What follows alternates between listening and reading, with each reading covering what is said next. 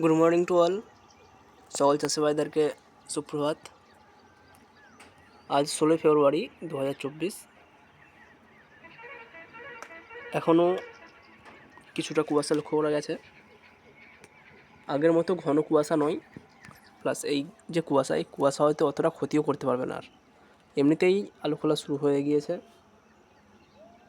এবং যে সমস্ত গাছ এখনও আছে সেখানে এই কুয়াশা সেরকম খুব একটা ক্ষতি করতে পারবে না। এবং এই হচ্ছে আমাদের সকালে সূর্যোদয়।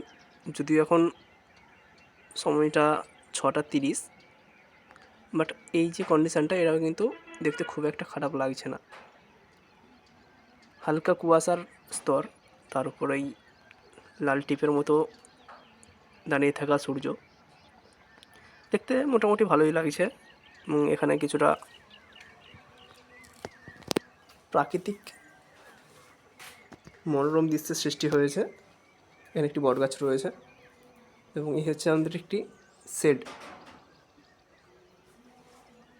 পুরো মাঠ গ্রীষ্মকালে প্রচুর গরম থাকে, তো এখানে চাষিরা কিছুটা রেস্ট নিতে পারে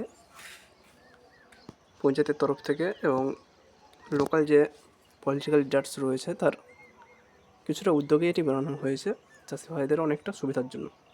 যাক, এখানে আলু খোলা শুরু হয়েছে, এবং পাশের জমিটাতে রয়েছে লঙ্কা। এখানে একজন কৃষক ভাইয়ের টমেটো চাষ রয়েছে, এবং বাকি জমিটার বেশিরভাগটাই প্রায় 95% আলু।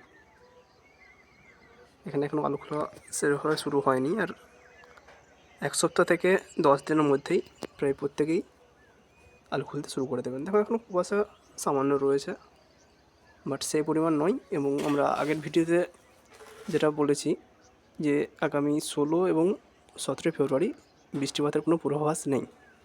তার পরবর্তী সময়ে বৃষ্টিপাত হালকা লক্ষ্য করা যাচ্ছে, বাট 16-17 ফেব্রুয়ারি কোনো বৃষ্টিপাত লক্ষ্য করা নেই। সূর্য যতই উঠছে ততই কুয়াশাটাও যেন একটু হালকা এদিকটাতে বেশি রয়েছে, এই কোণটাতে, এবং দেখতে ভালো লাগছে।